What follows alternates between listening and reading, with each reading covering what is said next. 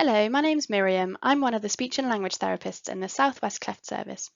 This video is for teaching assistants and learning support assistants who are or will soon be working on the speech of a child born with a cleft palate or a child born with a cleft lip and palate. This video aims to supplement the individualised targets and resources the speech and language therapy team give you to support the child's speech. Our contact details will be on the last slide, and we are always more than happy to chat things through, so please do give us a call if you have any questions. Here's an overview of what I will talk about in this presentation. I will talk about what a cleft is, the role of the palate, the multidisciplinary cleft team, typical speech, aims of speech therapy, and therapy top tips. Before talking about clefts, let's first look at what a typical mouth looks like. This image is of the mouth and nose with the nostrils at the top. Under the nostrils is the top lip, and under this is the alveolus, so the gums which the teeth will grow into. Underneath this is the hard palate at the top, which is bone, and the soft palate at the bottom, which is muscle. The bit right at the bottom of the picture is the uvula, which is the dangly bit you can see when you look in your own mouth. When a typical baby's face develops in the womb, the two sides of the face come together last and meet in the middle of the palate, where the dotted line is in this image. Now let's think about children who have a cleft lip, a cleft palate, or a cleft lip and palate. There is no single cause of cleft. Research tells us it's often caused by a combination of different genetic and environmental factors, but because of the huge number of factors involved, it can be very difficult to narrow these down. Children can have one of various cleft types, as shown in these images. Children who are born with a cleft of the lip only do not tend to have speech difficulties. Children born with a cleft of the soft palate, the muscly bit, are at much higher risk of developing speech difficulties. Children who have a bilateral cleft palate, with or without the lip, and bilateral means on both sides, or children who are born with a very wide cleft, tend to have more significant speech difficulties. These are the main jobs the soft palate has to do. It has to stop food and drink going into the nose, ventilate the eustachian tube in the ear, which is necessary for hearing, close off the nose from the mouth for making most speech sounds, and to control resonance, so the tone of speech. The presence of a cleft should not affect any other aspect of a child's development, such as language development or learning. However, clefts are often associated with a range of syndromes, which may then come with other language or learning difficulties. Children born with a cleft often do have hearing difficulties. There is a huge team around a child born with a cleft. The specialist cleft nurses are involved to help with early feeding and also to be the first port of call when a diagnosis of a cleft is made. The surgical team carry out operations, including to close the child's cleft lip or palate. This is usually done over several operations. About 50% of children born with a cleft have ongoing speech difficulties, and about 20 to 30% of children require more surgery to address their speech. When the child is about 8 years old, they may also have to have an alveolar bone graft. When the young person is around 18, they may need to have jaw surgery too. I will tell you more about what speech therapists do in this PowerPoint. And cleft teams have a clinical psychologist who provides support to parents and children for any issues around their cleft. Dentists and orthodontists are involved because clefts affect teeth growth and because of the difference in the structure of the mouth, and also children born with a cleft are more prone to dental caries. Audiology regularly assess children's hearing because we know that children born with a cleft are at higher risk of hearing difficulties because the muscle of the palate is also linked to the ears or eustachian tube. So let's just have a quick think about typical speech. Have a think about which parts of our mouths, which we call articulators, you need for speech. Here is a lovely image demonstrating where in the mouth each of the sounds in English are made. So you can see that the sounds p, b, m, and w are all made using the lips right at the front of the mouth. For f and v, we use the teeth and the lips. For the th and th sounds in yellow, we use the tongue and the teeth. All the sounds in green here are what we call alveolar sounds because they're made by the tongue touching or hovering by the alveolar ridge, which is the bumpy ridge you can feel behind your teeth. So the alveolar sounds are t, d, s, z, n, and l. The teal-coloured sounds sh, r, and zh are a little further back, and then the maroon sounds are the k and g, which we make by the tongue touching the back of our mouths. The sounds h and are made right at the back of our throats. Children born with a cleft may struggle saying some of their sounds because they have an ingrained compensatory habit that they developed before they had their palate surgery. So common errors include difficulty with producing the S sound, which they may say through their nose, or too far back in their throats, or too far forward in their mouths, or with air going down the sides of their mouths, which gives the sound a slushy quality. Children born with a cleft also often replace front sounds, such as t and d, with back sounds, such as k and g, or back sounds that are even further back than that, so sounds that we don't use in English. Children also often struggle with the f sound, which they often make through their nose, or they don't quite manage to coordinate their teeth to be on their bottom lip. Children often also produce glottal stops, so that's the sound you can hear if you drop the T in, for example, the word butter.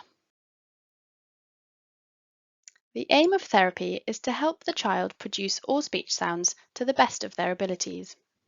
This involves helping them realize, in a playful manner, that they have stored the sound incorrectly and that they must learn a new way of saying that sound. The specialist cleft speech and language therapist's role is to also find out what the child is capable of achieving, so we can decide whether more therapy or more surgery is needed. Here are the main principles of therapy, which I will go into more detail about now. So they are: follow the steps, teach novel sounds, use visuals, give feedback, self-monitoring, nose holding, and making it fun. Following the steps of articulation therapy is important. A child must start at the bottom, i.e. learn the sound on its own, then move up the steps to saying it with a vowel, then in single words and sentences, and last in everyday life. We have made a video explaining these steps with example activities. You can find this on our website by typing Southwest Cleft Service into Google and going into the Speech Therapy Videos tab. Please pause this PowerPoint now and watch the articulation therapy video.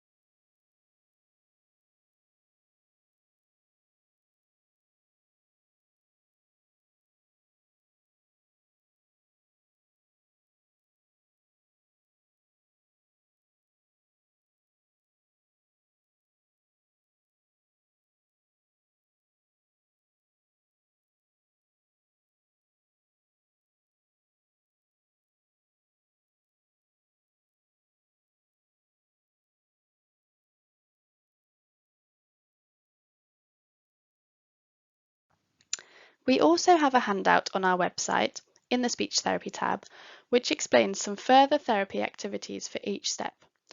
For example, a game you could play when practicing the first step, so learning the sound on its own, is hiding sound pictures around the room to see if the child can find them using homemade binoculars.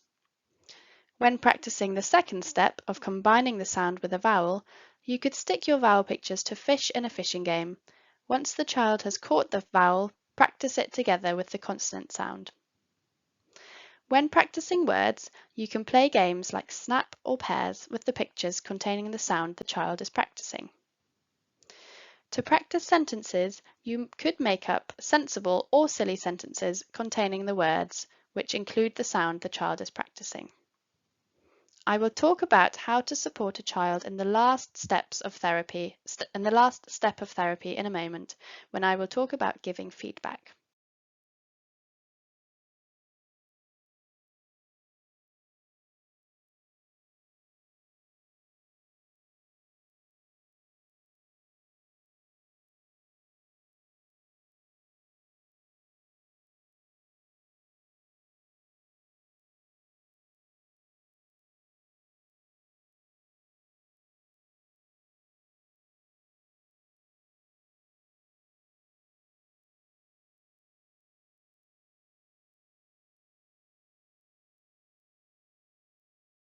Remember that the child will have a speech therapist who will advise and provide guidance and support to you.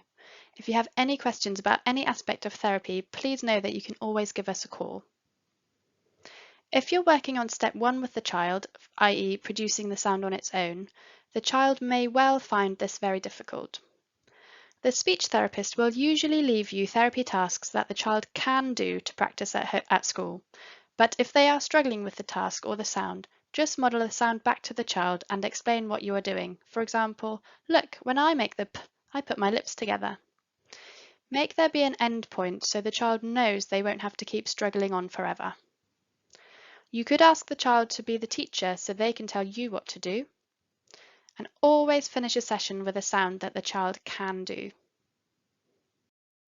We teach children new sounds as novel sounds, i.e. sounds that they do not associate with anything else, such as letters or phonic sounds or symbols. This is because we know that often, if children think to themselves, right, I need to make a f sound now, they will make this however they are used to saying it, for example through their nose. But if you teach them this new sound that they've not worked on before, call it the rabbit teeth sound, for example, where you have to put your teeth on your lips and blow the air through your teeth, they may well be able to make a f. Sometimes, for the same reason, we don't show the children how to make a sound, but rather we tell them what to do. For example, put your top teeth on your bottom lips and blow through your teeth, with no mention of us making a f sound and without us modelling it. Only once the child can do this sound consistently on its own and can blend it with a vowel, then you can let them in on the secret that this is in fact the f sound that they have been practicing, and then you can start practicing the sound in real words. As you probably know already from working in schools, using visuals is very important as they give children more than just the spoken word to help them understand. Here are the sorts of pictures you could use to help the child remember how to make the t sound and some words you could say with them. So for example, the photo of the tongue and mouth shows that we encourage children to poke their tongue through their teeth slightly. We do this because this makes the sound more visual and encourages the child to use the front of their mouth. The dripping tap is the picture we have chosen to represent the t sound. So we would say to the child, this is the dripping tap sound, t, t, t. It is helpful to have the nose and mouth pictures out on the table so that you can encourage the child to say the sound through the mouth, not the nose. For older children, it may also be appropriate to show them animations of how the sounds are made. This is a still from the seeing-speech-ac.uk website, which shows a cross-section of a head making sounds so you can see where the tongue should be, and you could use this with some older children.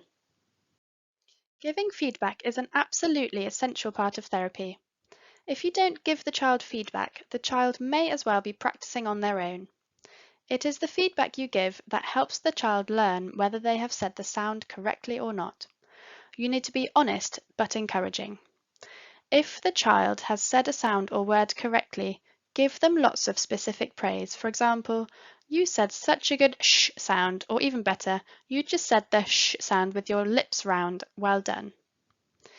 If they have said it incorrectly, or as we like to say, they have used their old sound rather than their new sound, then you need to tell them this, but in a friendly way. Praise them for trying. For example, that was such a good try. I could see you trying so hard. It wasn't quite there. Let's try again. If you can, try to think about what the child is doing differently to how you are doing it. For example, if the child is trying to say a sh, but is saying a s with their lips spread instead of the sh with their lips rounded, remind them to round their lips when you give feedback. For example, that was good, the air all came through your mouth, but next time don't forget to round your lips. In the last steps of therapy, so generalization or practicing the sound in everyday talking, giving feedback is also very important so that the children know whether they are saying their sound correctly or not. If a child has said a sound or word incorrectly, you could give them one of the following comments. Model the sound back correctly, so just say, yes, it's a fish. Or bombard the child with the words said correctly. So use the word fish lots of times in a natural way. Or you could ask the child, for example, did you mean bish? Or say it however they said it, or did you mean fish? Or ask the child to try saying the word again with their new sound in it. Though giving feedback is important in therapy, as I have just explained, children realizing themselves that they haven't quite said a sound correctly is even better, because we want to be supporting all children to be developing their talking independently without relying on the help of an adult. So, whatever sound or word you are working on, ask the child to decide whether they said the word or sound in a red, amber, or green way. If they struggle with this, start off with you telling them whether they said the sound in a red, amber, or green way. Nose holding is also a strategy that we use in assessment and therapy. We have also made a nose holding video which you can find on the website in the same place as the articulation therapy video. So please pause this PowerPoint now and watch that video. As you know, children need activities to be fun and engaging, otherwise they may not play ball. We usually incorporate games into our therapy sessions, so these include lotto boards, pairs, snap, board games, and colouring in books. Some younger children may need a reward after each attempt at a new sound, so games that have lots of pieces to them, like Pop-Up Pirate or Hungry Hippos or Feed the Gorilla. Always offer stickers at the end of a session or even multiple stickers throughout. Be clear about what you want the child to do and how long for. Always, always, always be cheerful and encouraging. If the child sees therapy as a chore, they won't want to do it and their speech will not improve as quickly. We are aware that TAs and LSAs may only have time to run very short sessions, and we do say that little and often is best, so 10 to 15 minutes, 3 to 5 days per week ideally. If you only have a 10-minute session, it's best to just work on one sound per session. You could use a sound timer so the child has a visual of how long they will be practicing for. Here is a list of all the people who may be involved in a child's speech therapy journey. The child needs to be engaged and motivated, and the parents need to be practicing the sounds at home too. Children spend all their time at home with their families or at school, and therefore practice in both these settings is essential. I am one of the specialist cleft speech and language therapists, and my job is only to see children born with a cleft or other palate-related difficulties. There may also be a school speech and language therapist who your school buys in specifically, or there may be a local community speech and language therapist for your school. The aim of the cleft team speech therapy team, so my team, is to support children to achieve sounds in isolation using all the tricks we know with this client group. However, once a child can say the sound on its own, the child is appropriate to be taken on by the community or by the school team. The community team may also need to be involved if the child has any other language or communication needs, or if their speech difficulties are not related to the child's cleft. For example, the child may have a phonological speech sound disorder or a speech delay. You may find yourself in situations where the child is talking and you do not understand what they are saying. In this situation, it's best to acknowledge it and be honest. For example, say, "I'm sorry, I didn't understand that word." It can also be useful to blame yourself. For example, "I didn't have my listening ears on. Can you say that again?" But don't do this too often, as they will likely cotton on to your strategy. Encourage other means. For example, "Can you point to it, or draw it, write it, or take me to it?" Ask questions about what the child is telling you. For example, "Are you talking about something that is in this room, or are you talking about your schoolwork?" Repeat the words that you have understood. For example, "You had a birthday party with a bouncy castle. What else did you say you did? You had a..." This means that the child knows that you have at least understood some of what they are saying. Listen to what the child says, not how they say it, and respond accordingly. For example, if you have understood them, don't comment on the fact that they didn't say it clearly. Don't practice mistakes. so avoid asking the child to repeat words that they find difficult, unless they are in the last stage of therapy when this is encouraged. Rather than asking them to repeat it, model it back to them clearly. Encourage the child to talk and play with others to increase their confidence. Children may start to feel isolated if they aren't encouraged to keep trying. Where possible, find a quiet place to talk to the child so you can hear each other and you can take your time to respond to the child, i.e., using some of the strategies I have just described. Our team have made a number of videos to explain various different therapy approaches such as babbling, input modelling and articulation therapy.